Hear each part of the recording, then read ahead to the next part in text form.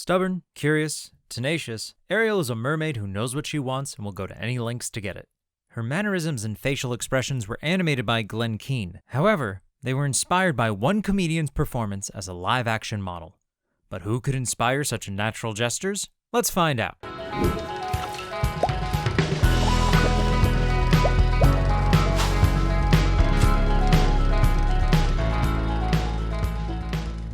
Sherri Stoner was born on July 16, 1959 in Santa Monica, California. The stuff that I loved, of course, was Bugs Bunny. That's what I just adored. He made me laugh, and I watched, of course, Saturday morning cartoons, and I got a lot of material for Slappy because I was glued to the TV so much as a kid. But the stuff that I really adored and that made me laugh was the Warner Brothers and the Marx Brothers. The old I Love Lucy show was huge for me. So those three, I think, were the huge influences on my sense of humor. After high school, Sherri took a couple of art and stage courses at Santa Monica City College. It was her first time acting, and she fell in love. Being shy, you wouldn't think I would enjoy acting, but being able to go inside a character and say and do all the stuff you weren't comfortable saying and doing on your own felt very, very freeing to me. She ended up with an agent. I did a lot of drama because I looked very young, and this was an era when they liked to cast people who were older to play a lot of troubled teens. So I played a lot of teenage hookers and, things like that. Yeah. And it was pretty ridiculous. So I did that. And I was also in Little House on the Prairie, which was my sort of sweet role. Mm-hmm. The rest of them really they were just trashy roles. So, and then I went and I took classes at the Groundlings, and that was really the first time I'd ever done comedy. And I met a lot of really great people there, and I learned a lot about comedy, and love doing improv. It's like my favorite thing. From her work in the Groundlings, Sherri got an exciting opportunity that she just had to say yes and to, because it's an improv thing. Anyway. Sherri Stoner was in the Groundlings, which is a group of improv comedians that came to the studio over on Flower Street. We did a little workshop at Disney for the animators, sort of teaching them how to improvise and move around and stuff like that, loosen them up. But Ron and John must have been in the audience because they had me come in and audition. In the past, Disney used a technique called rotoscoping, where live-action models were filmed and their key poses were traced. Then the animators would fill in the rest with their artistic expertise. Little Mermaid directors Ron and John decided to use live-action again for Ariel. The only thing is, Disney hadn't used live-action models in such a long time, they had to interview actors from the past who knew the process. I walked into the conference room. There was a long table with all of these directors, writers, everybody who were curious about what the live-action process was. Rehearsal ready for you now, Catherine. Oh, do excuse me, please. So I talked about my work on the soundstage, the big soundstage, which was totally empty, except just a few things to help you do your movements, although some of them were very interesting, as it turned out with Alice in Wonderland. Props and sets for classic live model Disney films were very elaborate. They would build unique props and stairs, or even make custom clothes. The Little Mermaid did not have the budget for such attention to detail. Namely, Disney was in a rut for losing money, and also they had just made this thing. I mean, seriously, what is this? The props were just, I think, whatever they sort of could pull together that was sort of lying around. Like, they got a puppet that was about roughly the size of Flounder to Ariel. You want thingamabobs? I got 20. Whatever worked, So shooting sessions were a lot of fun. There's some pretty silly stuff we used to do. Right, got it. Look at this stuff. Isn't it neat? It was Glenn's idea, getting this pan around the grotto, which is very tricky to do in a two-dimensional art form. So we came up with this idea where we put Sherri on a chair and pivoting the chair down out of camera, we timed the turn on the chair so that when we combined it with a two-dimensional pan of the background, it really gave this kind of magical feeling of being in the round and being able to see that whole grotto. And then later we had the sort of key shot where she reaches up out of the grotto at the end, and that was a complex shot from a technical point of view. It was helpful then to shoot that with Sherri and to get the forced perspective as her hand came up into camera to really see how that hand would work and recede. Sherri was able to work directly with Ariel animator Glenn Keane, which you can learn about in a very funny and clever video right here. Keane would have very specific ideas about how he wanted a certain part of the piece to be staged. Jumping, dancing. But within that, I would improvise certain things, like hair would get in my eyes, I would do that sort of thing, and that became sort of part of the character. Or if I was nervous and I moved my hands like this or something, they would put that in. So they allowed me to play within the confines of what they had in mind. We would discuss it with Sherri, and we'd kind of walk through it, see how it looked for camera. And we had ideas, and she had ideas. And certainly, Glenn Keane was really inspired by Sherri. We wanted her to come up with things that we wouldn't think of, or even that the animators wouldn't think of. When she was on the rock, she's lost her voice, and she comes and meets the prince. I think we gave Sherri the direction. You know, you can't talk, you're trying to communicate all these things that happen to you, so you can kind of do it like charades. They left it pretty much up to me to try and communicate like this and all that, you know, but then she sort of falls and stuff into his arms, and that was at a specific point. They had that all laid out, but that sort of thing was left to me. One important aspect for animators was to observe how hair flows in water.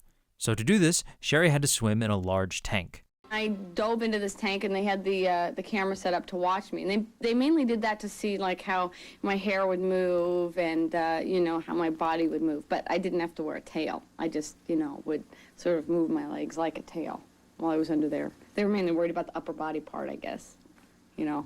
Here up. Anything that moves and has overlap, we would want to get very clearly in the live action. With Little Mermaid, we had meetings and meetings about Ariel's hair. At WDI, they have this tank that's got portals on it so that you can study the effects of certain things underwater. We wanted to see how hair moved. It was all good, except that the water was not heated, so it was Arctic. So I couldn't stay down there very long. But I was having such a blast. They were like, "Are you okay? You're sure you're okay?" And I was like, yeah, okay, just tell me. And they would be like, "Okay, swim to the right, then swim to the left, then go down and then up, and then come back up and see if you're okay." Seeing The Little Mermaid in theaters was an exciting experience for her. And not just for the popcorn. I was sitting there kind of doing the movements along with her quietly because I couldn't help it. It's like you knew what she was going to do. So it was very charming. I was really touched. The live-action process was so successful that they ended up repeating it for most films throughout the 90s. They even had Sherri model for Belle in the very next feature, Beauty and the Beast. All right, after Disney, you may be thinking, oh, she'll never do anything worthwhile. Well, first of all, that's kind of rude, and second, you are wrong and stupid, and I hate you so much, and just... Okay, I'm sorry, that was a little too much. Look, I just meant to say that Sherri's work in The Groundlings also gave her another exciting opportunity, writing for the new animated TV show, Tiny Toons. Wayne Katz introduced me to Sherri and said, "This girl is really funny. She works at the Groundlings." We were just starting Tiny Toons, and we were really discovering who the characters were. And I immediately thought, oh gosh, we got to give her a Babs Bunny cartoon to do. And she turned in this script. I think it was called Debutante Devil. That's it. And it was just great, hilarious, because you see, unlike so many of the other people, we had great writers, but Sherri had never written an animated script before, or a script. And she didn't know what you could or couldn't do, so she did what she thought was right, and her instincts were so funny that they kind of blew everything else out of the water. So we sent the script over to Steven, and he flipped and said, "Oh yeah, we want this. This is what we want more like this." And thus began Sherri Stoner's career in cartoons. Yeah. Her Tiny Toons credits include Her Wacky Highness. Hello, I'm Go-Go Dodo, and that's all you need to know. Well, Go-Go, I'd like to know why you screamed at me like that. Seemed like the wrong thing to do at the time. And New Character Day. We're the Roaches, stars of stage, records, and better drain pipes the world over. At the beginning of Season 2, she was made a producer. And as a producer for Tiny Toons, she won Emmy Awards for Outstanding Animated Program in 1991 and 1993. When Animaniacs came along, Sherri was a massive contributor. Her most significant contribution was the Slappy the Squirrel segments, for which she provided the voice of Slappy. How Slappy came about was John McCann was a friend of mine and my husband's for a long time. And so like, we used to hang out together a lot, and he made fun of me having these teenage roles. And he said that my name was going to be eventually Slappy Stoner, and that they were going to back the camera up further and further so I looked younger and younger, and that Tombstone would be killed in her underwear. So then I turned that into Slappy, which I did at the Groundlings, and she was a sitcom star on something called That Darn Twin. Slappy whiner, slappy whiner. Am I right? Yeah. Slappy whiner. You had that wonderful success in the 50s, so famous on that television show.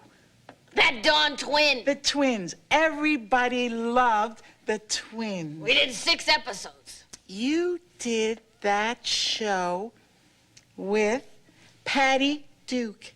No, I did that show with me. I was the star of that show.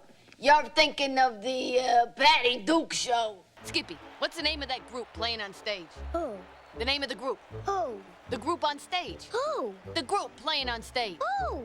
You're starting to sound like an owl, Skippy. Who is on stage? That's what I'm asking you. Who is on stage? That's what I said. You said who? I sure did. So tell me the name. Who? The name of the group. Who? The group on stage. Who? The name of the band on stage. Who? You're doing that owl thing again, Skippy. While working on Animaniacs, Steven Spielberg approached her and Deanna Oliver to write a script for a Casper movie. Deanna had written Grandma's Dead for the Elmira show, where it was a big misunderstanding where everyone in town thought Elmira's grandma was dead, but it was her pet, I think, or something. So it was kind of this funny, a little bit morbid cartoon. And I think that sort of inspired him to put me and Deanna together to come up with a pitch for Casper. That's my theory anyway, and I'm sticking to it. So we just huddled together and came up with a pitch. And of course, we had no idea what the hell we were doing. In 1999, Sherri and Deanna teamed up again to write My Favorite Martian. She also had the opportunity to work on a Who Framed Roger Rabbit script that would never see the light of day. And that's just the saddest thing of all. It was a prequel. Ooh. And it was about how Roger Rabbit, because Bob Hoskins wasn't going to be in it. So it was a prequel about how Roger Rabbit and his human brother came to Hollywood and got discovered. So Roger Rabbit was raised with humans, and it was sort of reminiscent of remember in The Jerk. Yes. How he was raised, yeah. So it was reminiscent of that, and so he was raised by humans. I had no idea that he was a Toon, and they had to sit him down and tell him that he wasn't really, he was adopted, and that all this. But he started sobbing, and him and his brother Hutch, who was a hoofer, who was a dancer, went to Hollywood to make it big. And so I think Hutch got into a movie musical, and Roger ended up getting in cartoons. That was the gist. Recently, she has written for My Little Pony, The 7D, and she's currently writing for Curious George. Sherri Stoner fell into acting and improv because she thought it would be fun and made a career out of it. This alone speaks to her immense talent. Her acting and miming gave her a fantastic opportunity to model for Ariel and Belle, but her humor and wit gave her an impressive writing career. I, for one, can't wait to see what she does next, and I hope it's that Roger Rabbit sequel. Thank you for watching this episode of Disographies. Click the thumbs up button below if you liked it, and if you want to be notified when the next episode comes out, consider subscribing. Comment below with characters you would like to see us cover. Further reading and references are linked in the description. We hope to see you in another Disography.